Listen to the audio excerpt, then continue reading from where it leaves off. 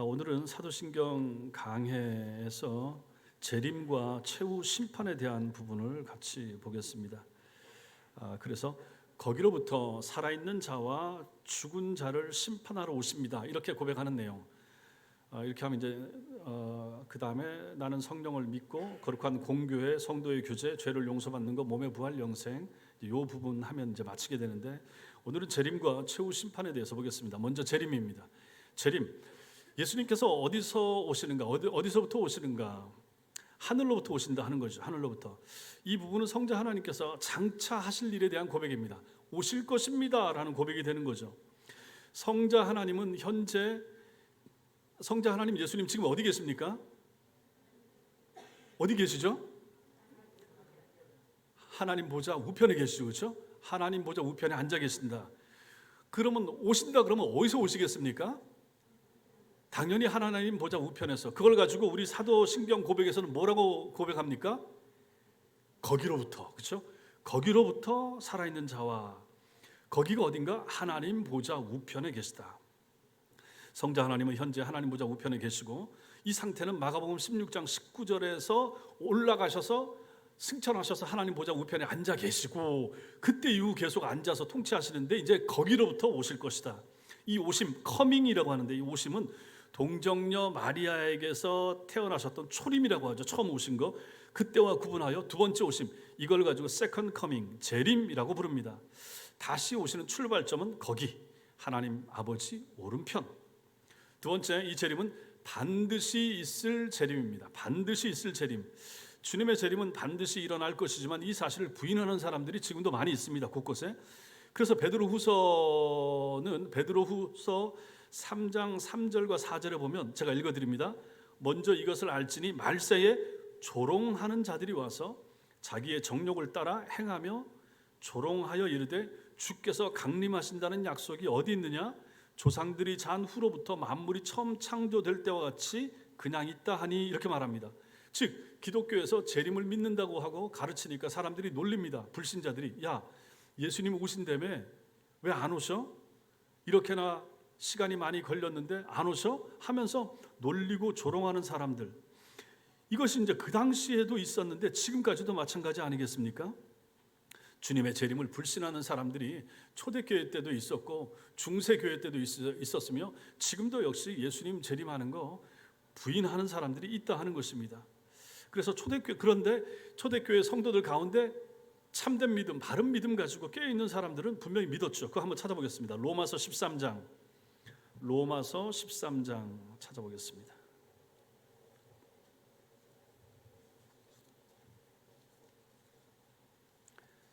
로마서 13장 11절 12절.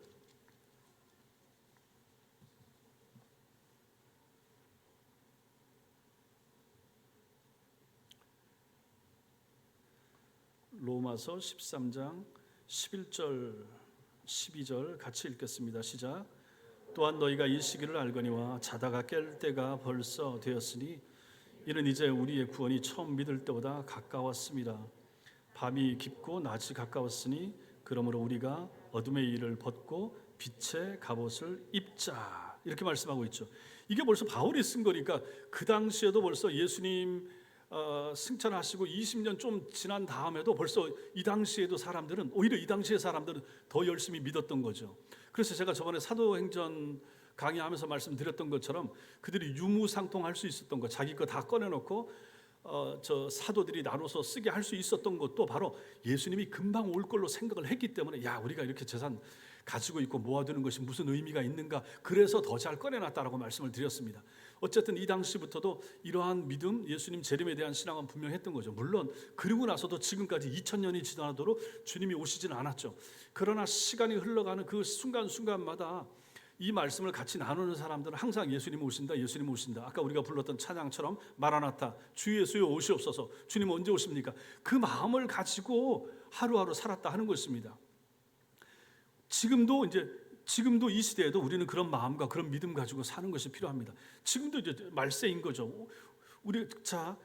주님이 승천하시고 나서 이 로마서 말씀이나 베드로서 말씀을 썼을 때보다 얼마나 많은 시간이 흘렀습니까? 그때로부터 지금까지 1900년이나 더 많이 시간이 흘렀으니 분명히 우리는 말세가 가까이 왔다라고 알 수가 있죠. 게다가 우리가 지금 보고 있는 이러한 바이러스에 유행하는 거, 지금 코로나 지나고 나면 또 다른 거 뭐 유행한다 그러죠.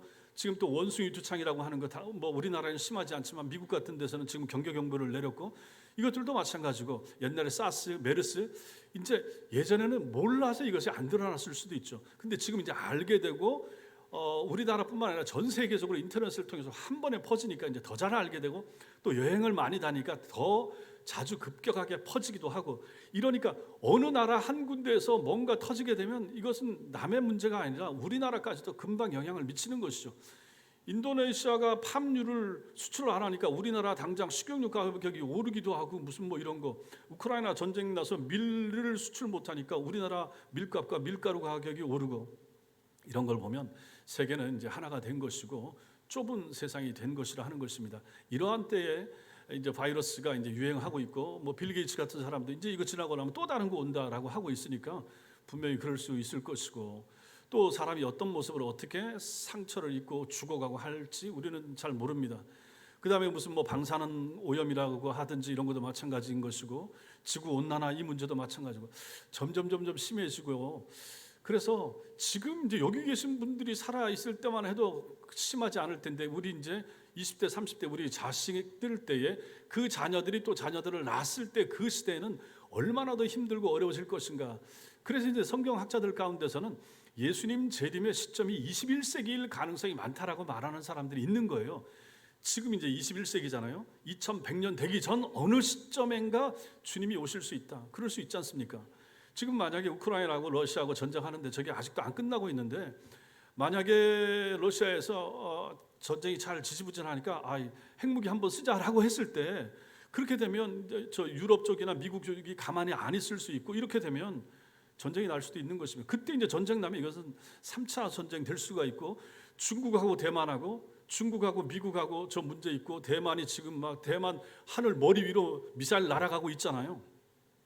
이런 것도 보면 결국은 다 성경에 나오는 종말의 징조 중에 하나라고 했을 때, 여러분과 제가 이 시대에 정말 허리띠 풀르고 넉넉고 신앙생활을 하고 대충 하고 그냥 내 건강이나 챙기고 우리 자식들만 건강하면 됐다, 이제 이런 정도의 신앙생활을 해서는 안 된다 하는 것을 보게 되는 거죠. 그래서 깨어있고 정말로 마라나타 주님이 언제 오시더라도 오전 설교 들었던 것처럼 참된 믿음, 바른 믿음이 있어서 그 믿음 가지고 천당 들어갈 수 있어야지, 언제 우리가 뭐 다른 거 하면서 물론 그렇다고 해서 세상 손 놓고 있으라는 얘기 절대 아닙니다. 할 거 충실하게 다 하고 직장생활이나 정상적으로 하면서도 바른 믿음 가지고 사는 것이 필요하다. 그럼에도 불구하고 깨어 있어야 되고 정신을 차려야 되고, 세상 돌아가는 걸 신문 보시고 뉴스 보시고 하면서 그 기도 제목을 삼으셔야 되는 것입니다. 남의 문제가 아니고 내 문제고 내 자식들의 문제고, 내 자식의 자식이 살아갈 세상이 어떻게 될 것인가를 생각한다 그러면 그게 전부 다 기도 제목이 되는 거죠. 말씀 한 군데 더 찾아보겠습니다.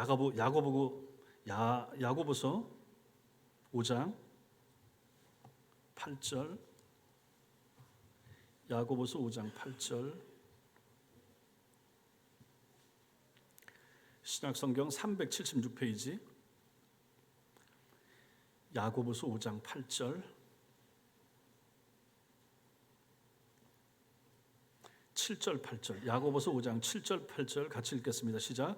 그러므로 형제들아, 주께서 강림하시기까지 길이 참으라.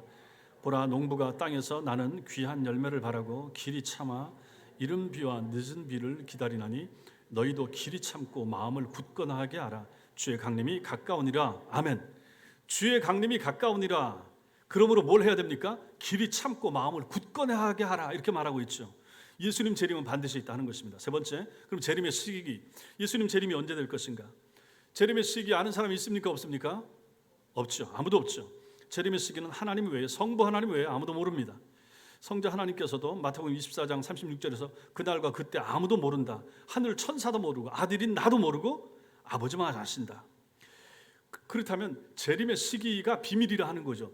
재림의 시기를 왜 비밀로 했을까? 왜 모를까? 두 가지로 생각할 수 있는데, 첫째, 우리로 하여금 항상 깨어있도록 하기 위해서 비밀로 하신 것입니다. 만약에 언제 온다 그러면 그 옛날 다미 선교회나 이런 사람들처럼 막 떠들고 막 생 난리를 치면서 아니면 산속에 들어가고 하는 사람들 날짜를 정해놓으니까 그렇게 준비를 하잖아요. 우리는 모르니까 언제 올지 모르니까 항상 깨어 있어야죠. 그런 필요 때문에도 안 가르쳐 주신다. 그러니까 이단들이 얘기하고 설정하는 기간은 당연히 안 맞죠. 안 맞아야지. 하나님 보시기에 정해놓은 거 그 시간에 내려오면 그들이 맞다고 생각할 거 아니겠습니까? 말도 안 되는 거죠. 그러니까 당연히 인간들이 설정해 놓은 시간 안 된다. 또 왜 재림의 시기가 비밀인가? 둘째, 만약 재림의 시기를 안다 그러면 성도들이 현재의 삶에 충실하지 않을 수가 있는 것입니다. 만약 다음 달 언제 온다, 연말에 온다 그러면 그때까지 뭐 할까? 뭐 여행이나 다닐까? 뭐 재밌는 거 하다 갈까? 뭐 정리할 거 정리하고 뭐 팔 거 팔고 막 이렇게 한다고 하면서 자기 삶에 충실하지 않을 수가 있다 하는 거 아니겠습니까? 그렇기 때문에 안 가르쳐 주시는 거죠. 우리가 재림의 시기는 알 수는 없지만 재림이 가까워 오고 있다 하는 것은 틀림없이 우리가 알 수 있는 거죠. 그래서 아까 제가 말씀드린 것처럼 세상 돌아가는 거 잘 보시고 전쟁 나는 거, 그다음에 기후 이변, 재난, 여러 가지 환경이 바뀌는 거 이걸 그냥 흘려들어서는 안 되고 뉴스를 보실 때 전 세계 돌아가는 뉴스를 보시면서 성도들은 기도의 제목으로 삼으셔야 되는 거죠. 그래서 이게 혹시 주님이 오시는 징표 중에 하나인가 아닌가 하는 것을 생각하시라 하는 것이죠. 그래서 주님의 재림 시기는 모른다. 네 번째, 그럼 재림의 방식. 예수님 재림은 어떻게 올 것인가? 여러분, 예수님 재림의 방식은 어떤 식으로 올까요? 예수님 재림의 방식이 무엇입니까? 하고 물으면 여러분 뭐라고 대답하시겠습니까? 그렇죠. 잘하셨습니다. 올라가시는 것처럼 올라가시는 방식대로 예수님 오신다. 그렇게 말씀하셨잖아요. 재림의 방식은 승천하신 방식하고 똑같습니다. 성자 하나님께서 하늘로 올라가실 때 천사들이 이제 본 거, 우리가 아까 보았던 사도행전 1장 11절의 말씀처럼 올라가심을 본 그대로 오시리라 라고 말했죠. 이 말씀에 근거하여 우리는 예수님의 오시는 방식을 몇 가지로 살펴볼 수 있습니다. 첫째, 친히 오신다. 예수님께서 자 천사장아 네가 가라 이렇게 하지 않는다는 얘기입니다. 예수께서 친히 그 몸을 가지고 오신다. 눈에 보이게. 다른 누군가를 보내는 방식이 아니라 직접 오신다. 그리고 둘째, 사람들이 볼 수 있게, 사람들이 볼 수 있는 방식으로 오신다라고 말씀하고 있습니다. 성경 찾지 않습니다. 그래서 또 이런 얘기를 하면 어떤 분들은 만약에 오늘 오신다, 이 낮에 오신다, 그럼 저 지구 반대편에 있는 사람들은 밤에 깜깜한데 어두울 때 어떻게 볼 수 있죠? 그런 건 생각할 필요가 없는 거예요. 주님이 오시는데 시공을 초월하여 모든 사람들을 모으시는 방식으로 오실 것이지, 주님이 무슨 뭐 시간과 공간의 제약을 받으십니까? 그런 거 없죠. 그러니까 주님 오시는 것에 대해서 걱정하지 마시고 우리가 할 건 뭡니까? 깨어서 정신 차리고 준비만 하고 있으면 된다. 그날이 언제일 줄 모릅니다. 밤에 오실지 언제 오실지 모르는 거죠. 아무튼 우리는 깨어서 정신을 바짝 차리고 있는 것이 필요하다. 보게, 각인이 볼 것이다. 찌른 자도 볼 것이라고 말했기 때문에 불신자들까지 다 볼 수 있도록 오실 것이다. 그 다음에 세 번째, 승천하실 때 그 몸으로 오신다. 승천하셔서 하나님 보좌 우편에 앉아 계시는 그 몸을 가지고 그대로 오실 것이다. 마지막으로는 큰 영광과 위엄 가운데 오실 것이다. 초림하신 예수님은 아기 예수의 몸으로 빈약하게 눈에 잘 띄지도 않게 이렇게 오셨지만 두 번째 오시는 분은 그렇게 안 오신다 하는 얘기입니다. 온 천사장의 나팔 소리와 함께 온 세계가 다 알도록, 세상이 떠나가도록 눈에 보이게 영광 가운데 위엄 가운데 찾아오실 것이다. 그래서 이런 주님의 재림하는 방식은 만약에 이단들이 말합니다. 상징적으로 온다. 이거 잘못된 거예요. 그 다음에 비밀스럽게 오신다. 재림 주님 벌써 우리 가운데 와 계셨다. 이렇게 와 계신다. 이렇게 말하고 있는 이단들 많은데 정신 나간 사람들입니다. 그런 소리 하나도 귀 기울일 필요가 없습니다. 주님은 이렇게 눈에 보이게 영광 중에 오신다. 이게 이제 재림의 방식입니다. 자, 그렇다면 재림은 사실 크게 어렵지 않습니다. 또 재림은 성경이 나온 그대로만 믿으면 되니까 하늘로부터 오시고 예수님의 재림은 반드시 된다. 그 다음에 재림의 시기 우리는 알 수가 없다. 만약 재림의 시기를 누가 특정하고 얘기한다, 그거 이단이다. 들어볼 필요도 없는 것이고 상종할 필요도 없습니다. 재림의 방식 친히 오시고 성경대로 우리 믿으면 되는 거예요. 이게 중요합니다. 여러분 제발 부탁드리는데 교회에서 배운 대로만 신앙생활 하세요. 어디 권사가 뭘 얘기했더라, 어느 장로가 뭘 보고했더라, 이거 듣지 마시고 인터넷 조심하세요. 유튜브 조심하십시오. 거기 이단도 너무 많고. 제가 아까 그 오전에 한 가정이 이제 저를 찾아와서 이제 만났죠. 만나서 봤더니 제가 그 20년 전 서울의 경양교회에서 부목사로 할 때 가르쳤던 청년들이 온 거예요. 제가 2004년, 2005년에 미국을 갔으니까 2004년 그때 떠난 다음에 봤는데 그때는 둘이었었는데 지금 넷이 온 거예요. 애들까지 데리고 다 고등학생하고 중학생 데리고 참 오랜만에 봤죠. 오랜만에 보고 아침에 제 방으로 전화가 와서 교회 전화를 받았더니 예배 드리러 가도 되냐 그래서 오시라고. 코로나 때문에 혹시 못 오게 하는 교회들도 있어서 이제 그때는 밝히지 않고 오라고 해서 했는데 마스크를 쓰고 있으니까 누군지 모르잖아요. 다 끝난 다음에 밑에 가서 목사님 저 옛날에 가르쳤던 저 누굽니다라고 얘기해서 그래도 모르겠 마스크 벗어봐 하니까 벗으니까 이제 알겠는 거예요. 그래서 이제 어디 사느냐 했더니 포천에 사는데 어머니가 하중동에 산다는 거예요. 그래서 어머니 때문에 한 달에 한 번씩 오고 그 어머니가 몸이 좀 불편하고 그래서 교회를 잘 못 나가신다 이 얘기를 하는 거예요. 한 달에 한 번은 야 그럼 올 때마다 여기 와라. 그러면서 저한테 하는 얘기가 교회를 찾고 있는데 교회를 못 찾는다. 여러 군데 포천에 근처 또 그 친구들은 어쨌든 뭐 저하고도 있었고 뭐 우리 다 개혁주의 교회에 속해 있었으니까 그냥 이것저것 하고 뭐 은사주의라든지 이런 거 안 하는 교회 찾고 좀 반듯하게 말씀 중심의 교회를 찾는데 포천에서 찾는데 없다는 거예요. 더 넓게 해도 지금까지 이제 얼마나 됐는지 모르겠는데 몇 달 동안 찾았는데 못 찾는다는 거예요. 그리고 찾다 보면 보면 이단이고 어디 찾아서 홈페이지 들어가면 목사가 말 타고 나타나고 있고 막 이런다는 거죠. 그럼 그것도 이단 아니겠습니까? 멀쩡한 목사가 왜 자가용 타든지 하면 되지 아반떼 타든지 하면 되지 왜 말을 타고 나타나는 거예요. 그래 지금까지도 이제 못 찾고 있다는 거죠. 그래서 한 달에 한 번 정도 하중동 온다니까 야 오는 김에 와서 여기서 밥도 먹고 어머니 모시고 와라. 그래서 갔는데 그러니까 교회 찾기가 그렇게 어렵다. 바르게 가르치는 교회 찾기가 어렵다. 주변에 이단들이 너무 많더라. 이상하게 가르치는 데가 많더라 하는 것입니다. 재림의 방식이라든지 이런 것도 마찬가지입니다. 그러니 여러분 성경대로 제발 저하고 같이 배운 대로 제가 만약에 저도 잘못 가르치면 따라가 오실 필요 없죠. 그런데 성경대로 가르친다고 여러분 생각하시고 확실하면 여기서 하시고 뭘 봤다 덕정 사랑의 교회라고 하는 교회에 들어가지 마세요. 거기서 한경직 목사가 지옥에 가서 하는 소리, 옥하는 목사가 지옥 가서 하는 소리, 그걸 갖고 저도 한번 들어가 봤어요. 뭔 소리를 도대체 기가 막히네.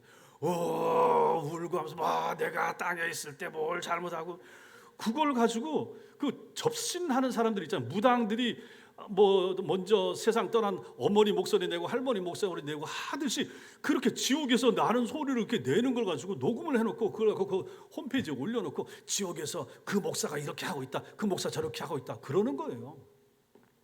정신 나간 짓들을 하는 거예요. 오전에도 말씀드렸지만 사람의 구원은 우리가 잘 모릅니다.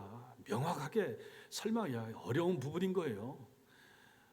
그 영혼에 대한 최종 판단은 하나님이 하시는 거 아니겠습니까? 우리가 봤을 때 이만이라든지 명확하게 뚜렷하게 이제 이단 얘기를 하고 하는 사람들이야.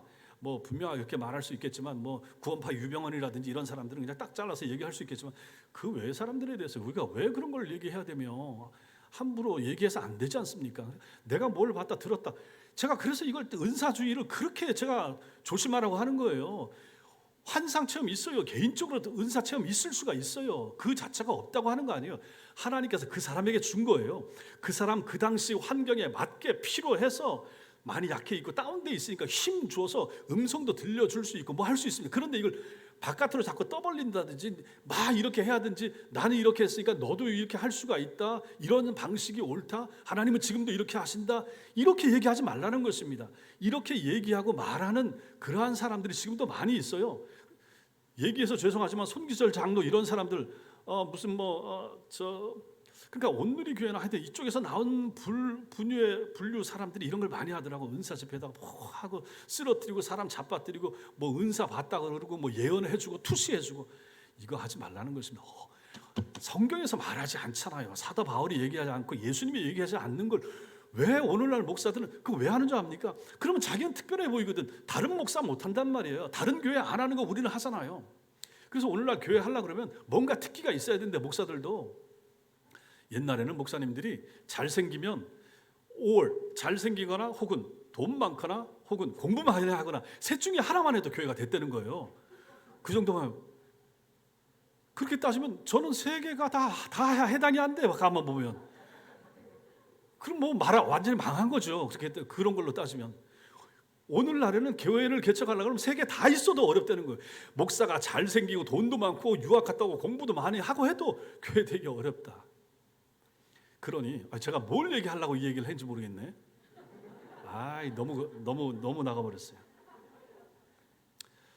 하나님 앞에서 그러니까 엉뚱한 거 따라가지 말고 이상한 거 따라가지 말고 그냥 성경적으로 조용하지만은 성경에서 가르치는 거 그 말씀만 가지고 신앙생활을 하시라는 얘기입니다. 아시겠습니까? 이상한 거 듣지 마세요. 보지 마세요. 저 기독교 방송이나 저 극동 방송이나 나오는 거 듣고 집에서 CT에서 보는 거 볼 수 있어요. 근데 거기도 이제 좀 가려야 될 사람들 있고 브라이언 박 이런 분들 있잖아요.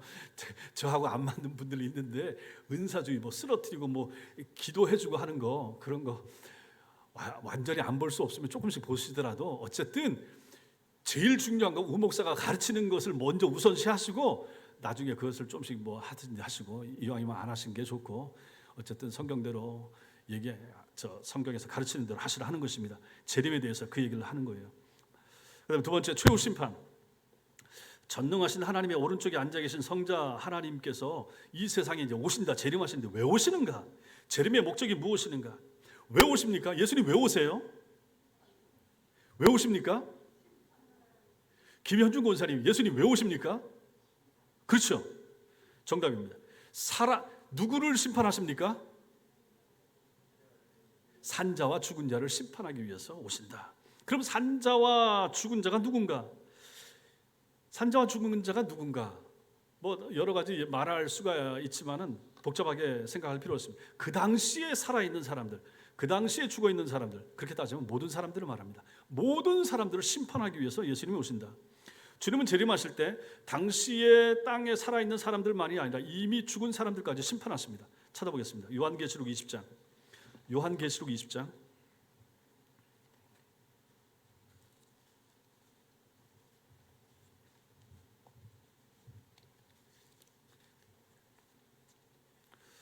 요한계시록 20장 13절.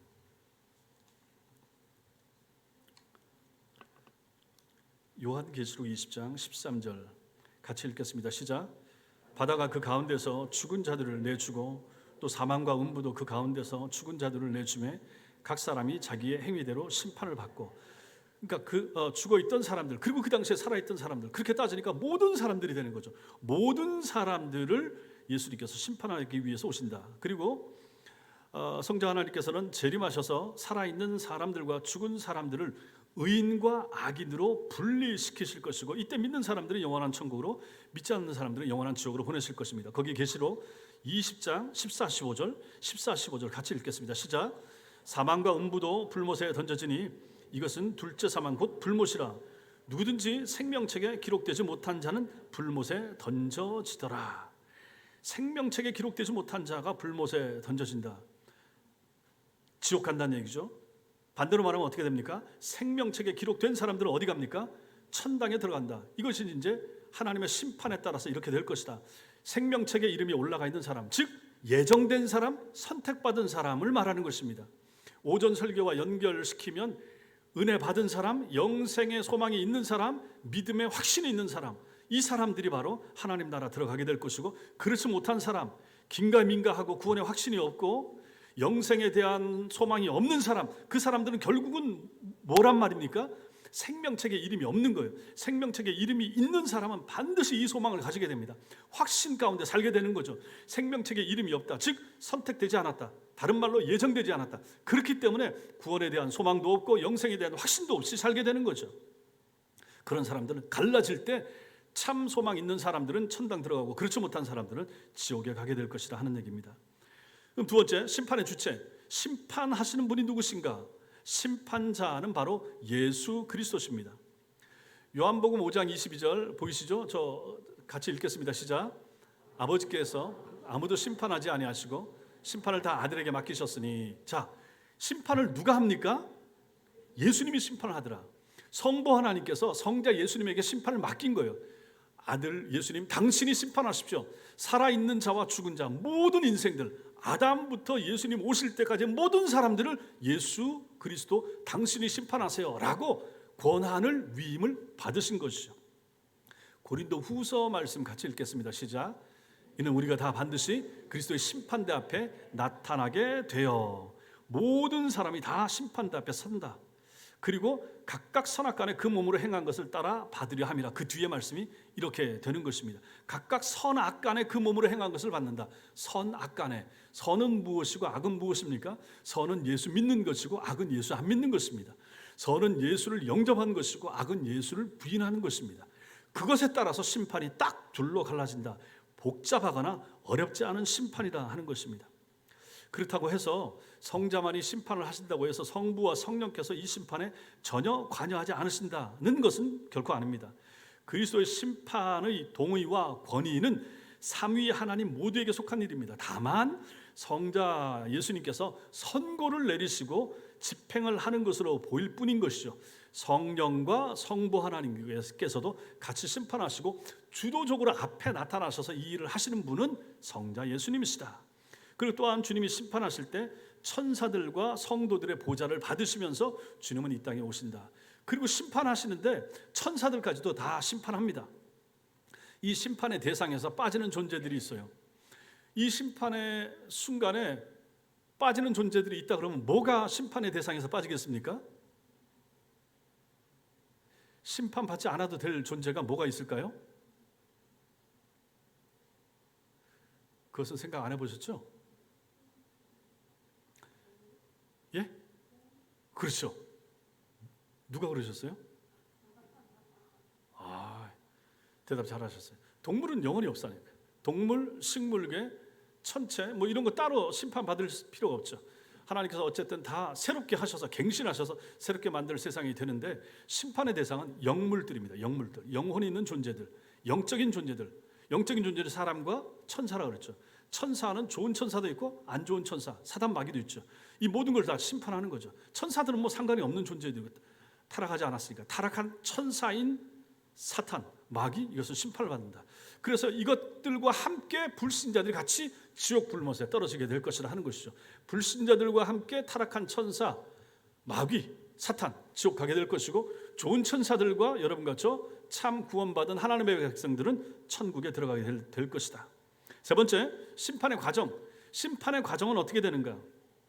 자, 보시면 저기 보십시오. 심판의 과정. 이 심판은 어떻게 이어질 것인가? 맨 처음에 뭡니까? 처음에 뭐예요? 맨 위에 성자 예수님의 강림, 예수님의 재림이죠. 예수님이 이 땅에 오시고 그 다음에 뭡니까? 모든 사람이 심판대 앞에 선다, 도열한다. 모든 사람이 심판대에 선다. 사람의 그 다음에 세 번째, 사람의 모든 생각과 행위가 다 드러난다. 신자의 생각, 불신자의 생각, 신자 속에 있는 믿음, 불신자 속에 있는 불신앙 다 드러나는 거죠. 굳이 말할 필요가 없는 거죠. 하나님이 다 아시니까. 그래서 다 세워놓고 다 심판을 하시고, 물론 이것이 우리가 보듯이 무슨 군대에서 줄 서듯이 이런 개념은 아닐 텐데 하여튼 우리가 이해할 수 있는 방향으로 설명하면 저렇게 된다는 얘기입니다. 예수님이 이 땅에 오시고 모든 사람들을 다 세우고 그 다음에 그들의 속에 있는 것, 신앙, 불신앙에 대한 것을 가지고 다 드러나게 될 것이고 그걸 가지고 심판해서 의인과 악인이 갈라서는 거죠. 오른편과 왼편, 양쪽에 설 사람들, 염소 쪽에 설 사람들 이렇게 저 지혜로운 등불을 준비한 다섯 처녀, 등불 준비하지 않은 다섯 처녀 이런 식으로 다 가른다. 넓은 길로 간 사람과 좁은 길로 갔던 사람들 이렇게 딱 둘로 이제 갈리는 거죠. 이게 분리.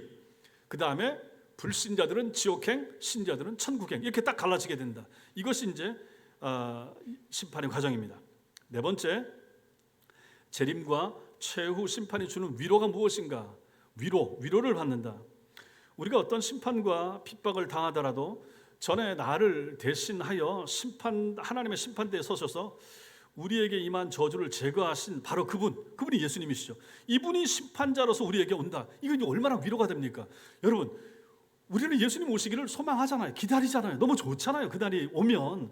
왜냐하면 그분이 나를 사랑하시는 분이고 내가 그분을 사랑하고 있고 그분이 나 때문에 죽으셨고 나도 이제 그분을 위해서 죽을 수 있는 마음을 가지고 있는 존재가 우리 아닙니까? 그러니 우리는 그 예수님을 기다리는 거죠. 근데 반대로 생각해 보십시오. 만약 예수님이 온다 했을 때 싫어할 사람들이 있습니다. 누가 싫어하죠? 계시록에 보면 바위야 나를 가려다오 하면서 그 진노한 어린 양의 얼굴 앞에서 피하려고 하는 존재들이 있습니다. 누가 피하겠습니까? 사탄 마귀가 피하겠고 불신자들이 피하는 거 아니겠습니까?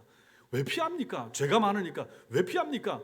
예수 그리스도를 영접하지 않았으니까, 믿지 않으니까, 순종하지 않았으니까 무섭고 두려운 거예요. 그래서 저들은 피할 수밖에 없죠. 근데 여러분과 저는 너무너무 좋잖아요. 너무너무 감사하잖아요.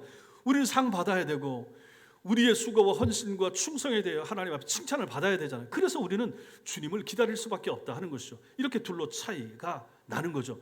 재림과 최후 심판은 우리한테 위로가 되는 거죠. 불신자들 앞에는 너무너무 두렵고 공포스러운 순간이 되겠지만 여러분과 저에게는 가장 큰 위로, 이거보다 더 큰 위로는 없는 거죠. 이 땅에 그 무엇으로도 보상해 주실 수 없을 텐데 주님이 오심, 나를 챙겨주심, 사랑하심, 날 데리고 하나님 나라 들어가 주심, 이거보다 더 큰 위로가 어디 있습니까? 다섯 번째, 재림 예수들에 대하여 이단들입니다. 거의 대부분 자칭 재림 예수들은 비밀리에 재림했다 이렇게 미혹합니다. 그러나 재림은 반드시 모든 사람이 볼 수 있도록 이루어진다. 이게 우리가 아까 봤던 사도행전 1장 11절 말씀입니다.